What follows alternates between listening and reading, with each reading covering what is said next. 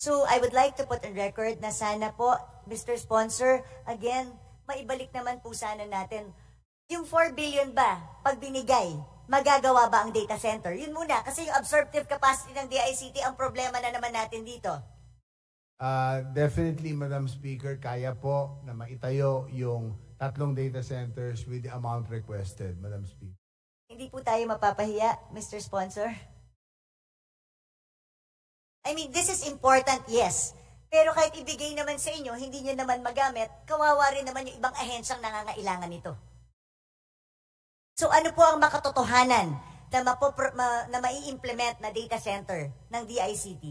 Para lang po alam ng ating mga kasama sa Kongreso. Actually, I was informed by the DICT na nagko-conduct na po sila ng soil testing for the possible locations.